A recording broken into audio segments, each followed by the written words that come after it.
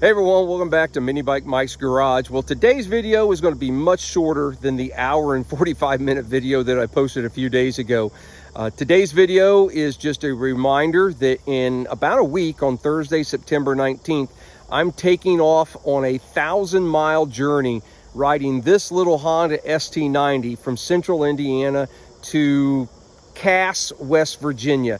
I am joining subscriber Ben on a 60-mile backcountry ride that he has organized. I rode with Ben about a year and a half ago, and we just had a fantastic time, and he decided to go ahead and organize a ride, and I decided instead of hauling the bike there, you know what, let's just go ahead and ride it. So today's video is just a reminder that if you have not done so, you might subscribe to the channel and then click that little bell that's right there beside the subscribe button, because what I'm going to be doing during the whole 5 days, 2 days out there, a day during the ride, 2 days back, I'll be filming shorts, YouTube shorts, little 30-second to minute-long videos and posting those. And then I will do a bigger ride video once I return back home. But if you are interested in keeping up with where I'm at, you know, what's happening, make sure you subscribe and click that bell so that you get notifications of when I post those YouTube shorts. For any of those that might be new, just joined the channel in the last few weeks and aren't familiar with the bike that I'm going to be riding to West Virginia, I'm just going to throw this at the end of this video, a little bit more information for those of you who have missed it. What I've got is a Honda ST90 K0, very first model of ST90. It's pretty much bone stock, you know, frame, suspension, those sorts of things. Now, I have added a Lyfen 125cc engine to this. I built this bike back in April of 2024. I had a 125cc engine in it that was a manual transmission.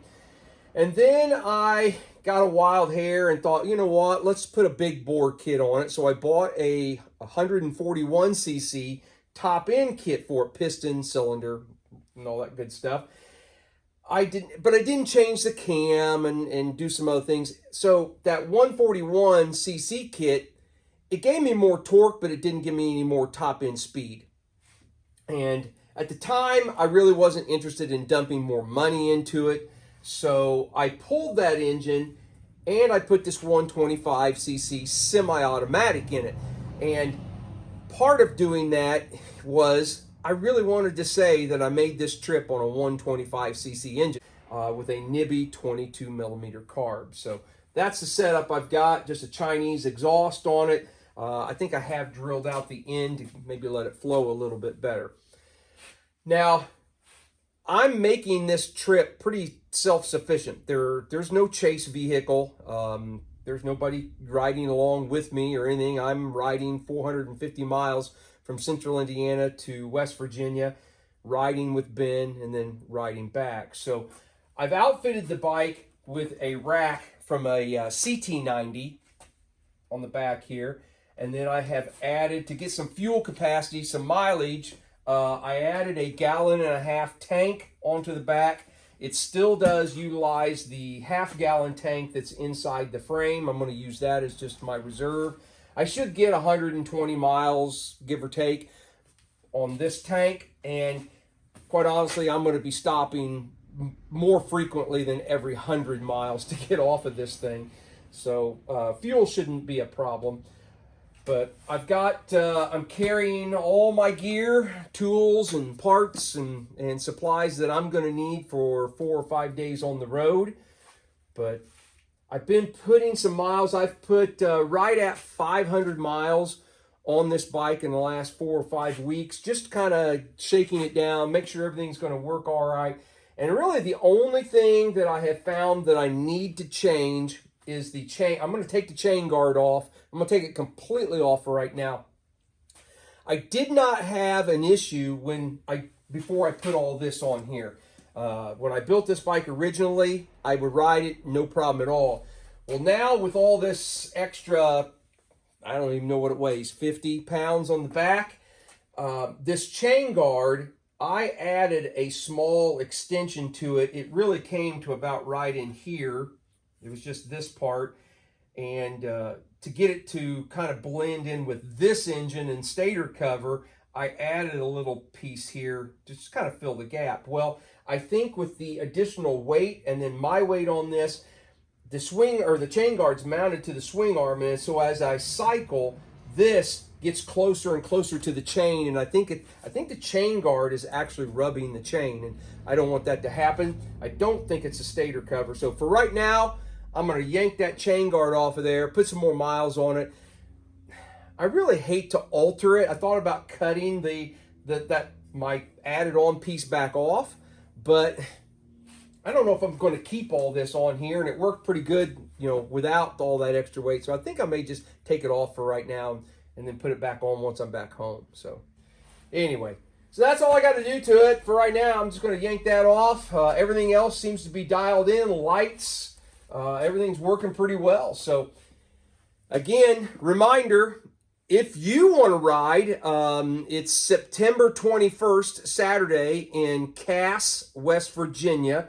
Reach out to me if you want more information on it. Subscriber Ben lives in that area, and he is going to lead us on a 60-mile backcountry ride. The last time I did this with him, it took a little over 5 hours to complete the ride.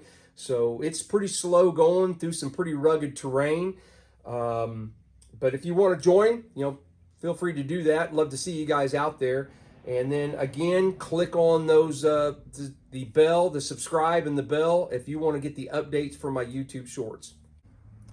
Well, as you can see, I went ahead and trimmed that off and put the chain guard back on there. You can see where it was rubbing right here and then right here as this thing cycled down, it was hitting the chain. But I think I realized why that was happening. Guys, we got a whole nother can of worms. To get this chain guard off, I have to take off this shock mount. And when I took this shock mount off, the whole back end dropped. I have broken that mount right there that the shock mounts to. That's not good. Let's take this apart and see what we find. Well, I welded the stud back on there. Do I think that's going to be strong enough to support it? No, not really. All right, so I have welded that stud back on there. I've ground it back smooth to try and get back to this larger diameter that was sticking out, that was still good. I pulled the bushing out of that top shock. This went in here. I pulled that out when I realized that this was the same size, that it fit just perfect over the stud that was left. And I think I need to back my camera up a little bit. So I think I can put that on there. It's supporting, so the welded on stud is not supporting the weight. The shock is actually on that little stud, that bigger diameter stud that was still left on there. I have broken off that stud. So that's why it was able to cycle down so far. I was only really running on one shock. So then all I got to do is make a spacer and space it out a little bit so that I could put my exhaust back on and bolt everything back together. Now, the stud that I welded on then was only supporting the exhaust. So hopefully it doesn't vibrate too much and shouldn't break that back off. Well, there it is. What do you think? Is that a fix worthy of 1,000 miles? So the shock is riding on the large diameter of the post that runs all the way through the frame to the other side. I cut a spacer to fill in the space between the threads and where it stepped up to that larger spot, you know, where the shock normally would have mounted. I cut a spacer to kind of fill that in so everything is nice and tight. The bottom is just, you know, where it was at. It leans in a little bit, obviously, but we're gonna see what happens. I actually have thought about going ahead and doing the same thing over here, but I'm not going to right now. We'll see how it works. So, all right, give me your thoughts. Is this a fix worthy of 1,000 miles? Or does Mike make it 10 miles down the road and it breaks? Leave me a comment. Let me know what you think. Well, I rode the bike about 8 miles to the house. No issues. Seems to be holding up just fine. Obviously, I'm going to put a lot more miles on this bike before I head to West Virginia on it, just to make sure everything's okay. I'm glad it was this side that broke, so that we could address that exhaust and how it mounts. If the other side happens to break, if this side breaks, you know, there's nothing else. We just got to figure out a way of holding the shock up against the frame. So yeah, all right, I'll update you here as we go along over the next couple weeks.